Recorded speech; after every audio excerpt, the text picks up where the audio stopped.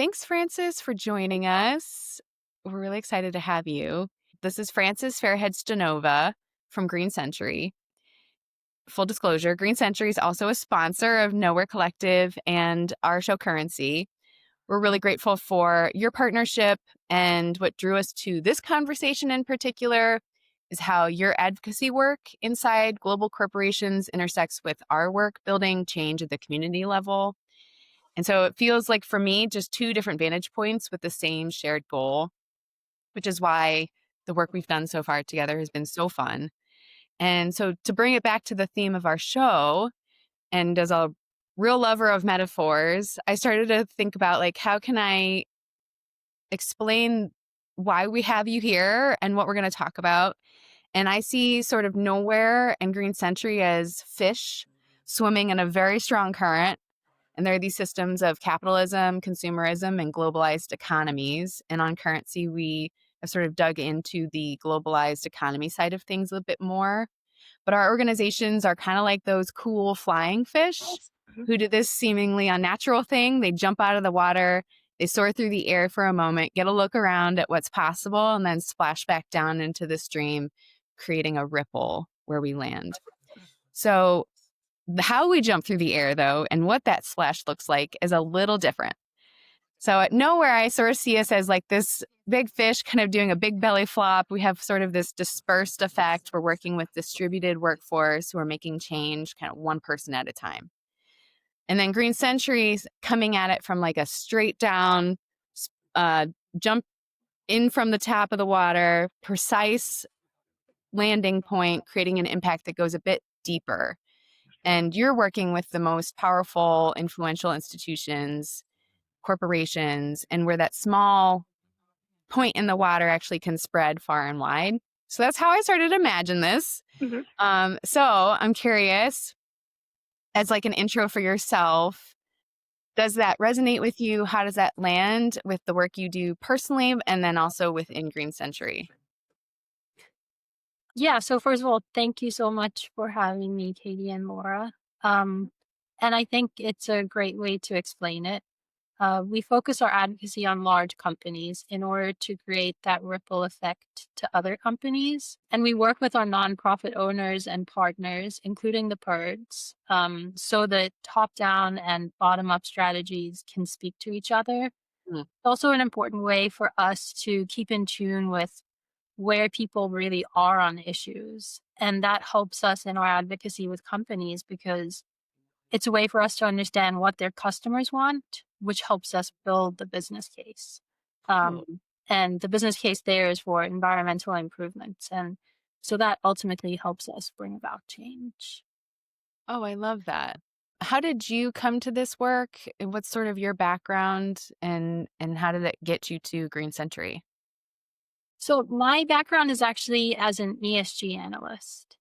I started off covering financial companies, and then I got a little bit frustrated, like focusing on how these people were manipulating interest rates and all these strange, very technical things that just didn't seem to apply to real life. And then I moved on to mining companies, which was really interesting. I loved that. But I wanted something that instead of just evaluating how companies are doing and sending that research off to other people to use, I wanted to be able to actually talk to companies and try to make a difference and see more like where my work was going and what it was accomplishing. And that's why I wanted to do the advocacy work at Green Century. What was sort of your inroads to Green Century? Did you seek them out? Did they find you?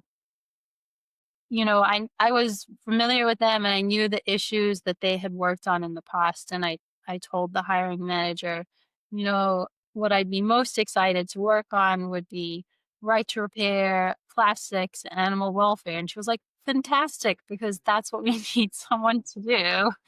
So it was really perfect that the issues that were most important to me because I felt like I really interacted with them in my everyday life were the issues that I was going to work on. So, Oh, I love that so much. it's Just so like fun. coincidentally, those were the three things you picked out. Yeah. Yeah. Great. That aligns so well. Yeah. That's very fun. So then one of our questions that we're curious about at Green Century, why do you have the advocacy as part of the organization? And what does that look like? So the companies in our funds are chosen in part based on how they are already performing on the environment. Hmm. And that's really important, making sure that we're invested in responsible companies because it's important to our investors.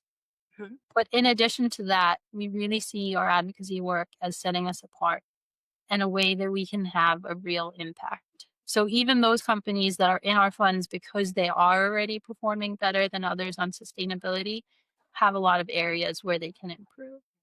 And that's why advocacy is so important to us. Yeah. Yeah. It's definitely, it all weaves together. It's all part of, it's really hard to like pull and silo all of the sections apart, right? It's all very much connected and together. Yeah. So I know you previewed a few of the things that you're talking about, but if you could share a little bit more of the issues that you're addressing with the advocacy work. So the issues we engage on evolve based on the most pressing environmental issues and risks year to year.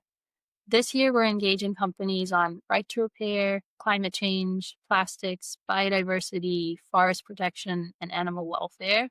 Some issues remain a focus for multiple years, but within those issues, we do update our focus. Yeah, how what's the reception of these companies when you come to them? What does that conversation look like? Are they open to having that conversation? Um, so basically, the way we see it is we are pointing out a risk to them, right? Hmm. Um, we are paying a lot of attention to what's happening on the ground, what NGOs are working on, what our nonprofit owners are working on, and what regulation is coming through. And then in a lot of what we do is identifying risks for the company. So if there is a law about making claims about recyclable packaging, which there is, then we speak to the company about this. We say, this is a risk we've identified. What are you planning to do about it? And often, often the company, they always kind of take some time to evaluate it on their own, right? They're not going to Hmm. take what we say, which is good. We're not the experts on their company. They are. But then oftentimes we've had them come back and say, "Yeah, actually, we looked into this ourselves, and it's not worth it." Like what we get from making that claim is not worth putting that risk of potentially the claim being misleading to consumers. Huh. Um, that is not always the response, but that is we've had that response recently because when regulation is coming, it's no there's no getting away from it. You have to comply. Yeah. Is there enough enforcement on that side? The compliance with the claims they make? Do you feel like there's enough of that happening that companies feel, uh, the weight of that? Um, I think it varies very much issue by issue, Okay. and sometimes things take time. Hmm. There might be a certain law, but it takes time for the law to come into the books, and then s some of these recent laws that we're talking about with, claims about recyclability, you don't get a fine for it, but it's like someone can sue you for that, Hmm. right? And, even though it takes time, like, is it worth it to be sued and to have that reputational damage? So, sometimes it definitely takes time, but at the end of the day, companies need to be ahead of that regardless of how long it's going to take. Yeah. Wow, okay. I hadn't really thought about it in that way. I didn't realize that's, like, kind of the framing that you would position it for them and why they would do it. It's not just, like, out of the goodness of their hearts. Yeah, I mean, we are investors at the end Mhm. of the day. So, we're investors that care about the environment, but we we're really focusing on that business case. Yeah. Okay.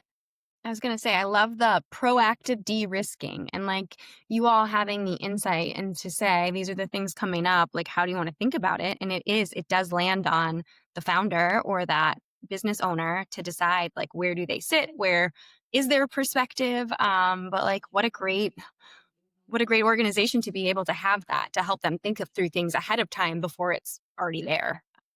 I think that's where having this conversation with you is really fascinating for me because we just live in two different worlds, but Hmm. are pointed in the same direction. So, thank you for helping us understand that. And then, can you tell us a little bit more about right to repair? I mean, that piece in particular, as I started to learn more about Green Century and, doing events together, that stuck out to me. And I was like, wow, that piece definitely feels very aligned with the Nowhere community, Hmm. sort of keeping things in circulation for longer. And what are some of the ways that we can create legislation to make sure that that's happening? We're doing it very nitty-gritty style, like transforming trash into one-of-a-kind goods. But from a large-scale perspective, right to repair just started to make a lot of sense to me. So can you talk a little bit more about that and the right to repair policy, but also how has that played out with Green Century and like a win that you've had in that way? Yeah, sure. So our right to repair work, it's really an umbrella. So it's right to repair and it's designed to last. And the goal for both of these is giving people the ability to keep using the things that they buy, to create less waste and protect the environment. So we advocate for designing products to last and for designing products to be fixable, Hmm.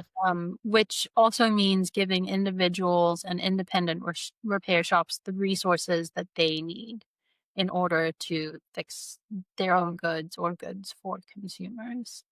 And one win that we're really proud of is a recent win with Microsoft. So Microsoft previously announced that it would end support for Windows 10 at the end of this year, 2025, and that everyone would have to start using Windows 11. But the problem there was that Windows 11 can only be used on more recent computers that have certain minimum requirements. And that was a really big problem because the switch to Windows 11 was estimated to create the junking of 400 million computers that would not be compatible with Windows 11. So a huge amount of waste and also financial hardship for people that are still happy, their computers are working for them and they don't want to replace them. So after filing a shareholder proposal and negotiating with the company, we managed to get them to offer the option of extended security support to all users for a Hmm. small fee, which was really big because it would allow users to save money, avoid millions of working computers being junked. And then after we made this agreement with the company, we continued to work with them. And this year, they actually announced that all individual consumers could get a year of security updates for free. So waiving the fee for individual consumers. Um, Wow, yeah. that's amazing. What was the switch? Why did they move from charging a fee to making it free? I think it was a result of pressure from lots of different sides. So it wasn't just us speaking to Microsoft. Um, we had the agreement with them, but also there are many organizations that were reporting on this and the amount of e-waste that was going to be created. Yeah. Um, and then I think from a business case, they realized that there were a lot of people still using Windows 10. Um, Yeah. and so they realized they needed to give those people another year. Wow. Okay. I Yeah. know I'm imagining in my daughter's school, they have Chromebooks for everybody. And, right now there's just so little funding for these schools to get new computers. And it's falling on the parents to supplement those funds. And it made me think like, oh, I'm sure it's probably a lot of schools who are using these types of technology and, you know, can't imagine having to like just ditch a bunch of those when they're still functioning. So just like really thank you. I mean, Chromebooks aren't Microsoft, so Yeah. whatever, but Yeah. but it just like starts to really come to hit home for me in that way. Yeah. Yeah. And from the consumer side, and it's resonating now. My parents have Microsoft, and they were nervous at cybersecurity issues, and they were going to get a new computer simply because of that. And Wow. it's so nice, especially like seniors. Seniors already have a little bit of issues sometimes with technology and learning the new thing. And when it's being forced that they have to, specifically from a security perspective, I think certainly perks up your ears to listen more.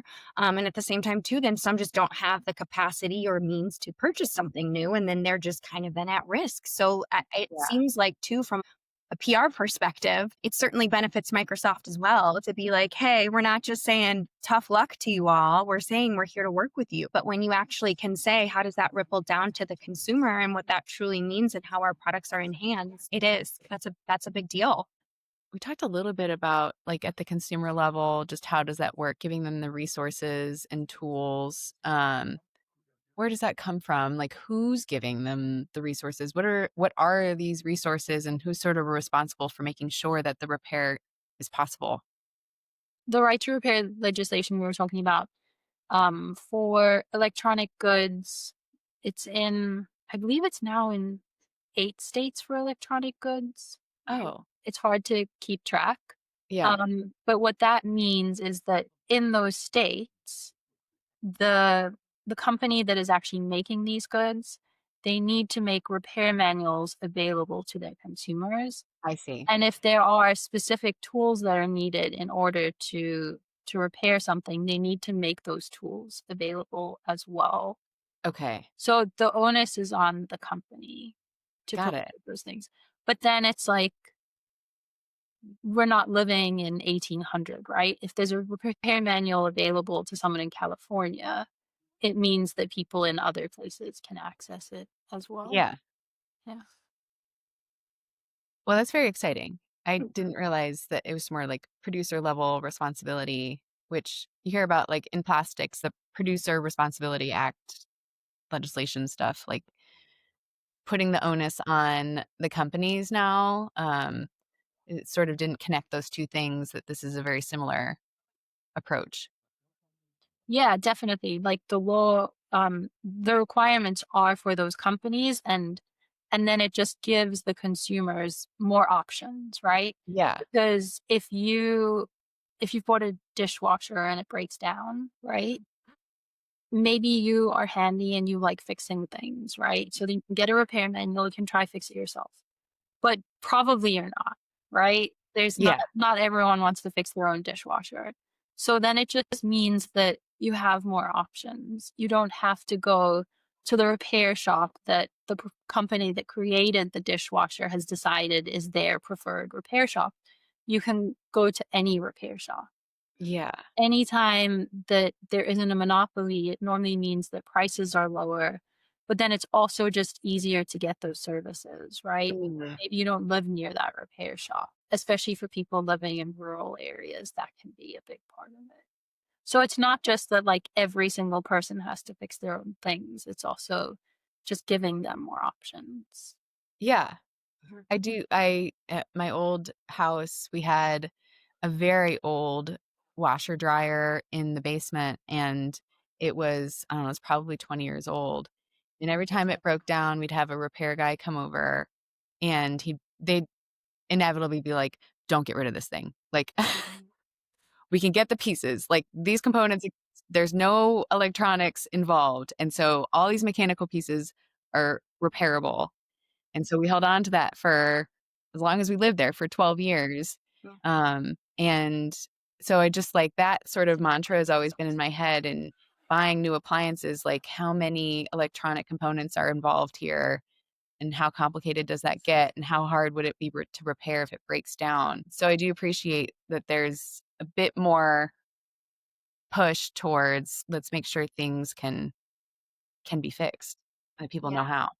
Yeah, and I mean, it's also something that I think people we're busy, right? And Yeah. normally we only think about that when something breaks, Yeah. but we can actually think about it when we're buying things as Yeah. well. There's information out there on how repairable, especially for electronic goods. Like the PERGs put out a report on a repairability scorecard every year. And then there's also iFixit, for example, which also Yeah. repairability scorecards. So you can use that information when you're making your purchasing decisions so that then when it's broken, it's fixable. And it's not just your electronics, it's also like, you're buying clothes or anything, just like thinking about if something's going to be repairable and how long it's going to last. Yeah. You read my mind. Can you say that again? Pergs? What is that? Where can we see like the resource of what might be a better appliance or whatnot to purchase? Sure. So the PERGs are the Public Interest Resource Group. Okay. Some of the PERGs are nonprofit owners. Mhm. So there's like the US PERG and then there's state PERGs. So on their website, they have a right to repair page. Mm, And there you can find it's called Failing the Fix report, mm. specifically for computers and for cell phones. Cool. Yeah, Wow. Okay. I know you're in Boston area. Is that's that right. right? Okay. And we're based in Chicago, and we have like repair cafes. One group specifically, Community Glue, kind of pops up in different areas where you can bring random things, and it's just volunteer based. People, kind of tinkerers, will help you fix appliances or like your clothes or Mhm. bikes. So I do love that there's like sort of the grassroots community style efforts to make sure that things stay in circulation. Are there any other resources? I mean, the PERGs and the iFixit, that's an awesome, just like accessible resource for anybody. Any other thoughts on what else people could be doing to kind of keep this in mind as they're moving through their day to day? Yeah, so you can definitely see some resources on the PERG's website. Mhm. I know there's a repair cafe website. So there you can see a calendar of repair cafes like all over the world.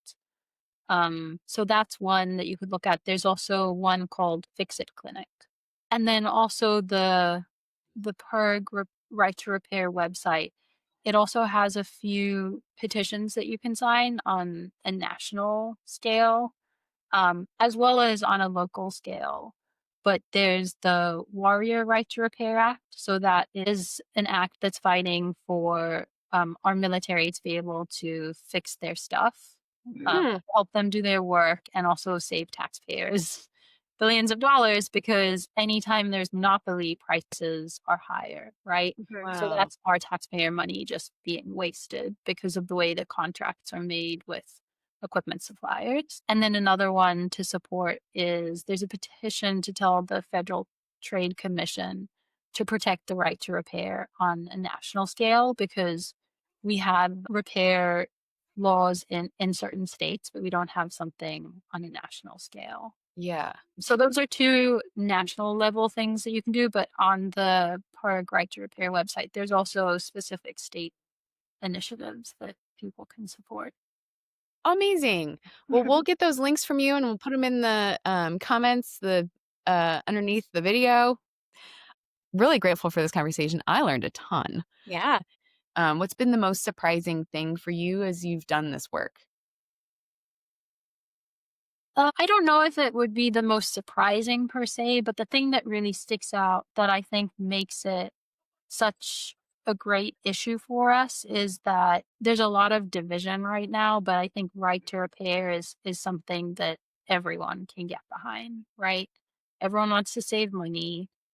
Everyone everyone has to live on this earth, right? So we care about the impact of what we're buying. Like Texas, for example, became the first Republican state to pass right to repair legislation. So this is an issue that I think people can really get behind no matter what their political beliefs are. And that's one of the reasons why it's so important to us that everyone cares about it. Yeah, that's incredible. Well, Mhm. thank you, Francis. Thank you so much for your time. Greatly Yeah, this was appreciate it. very fun. Great. Thank you so much, Katie and Laura.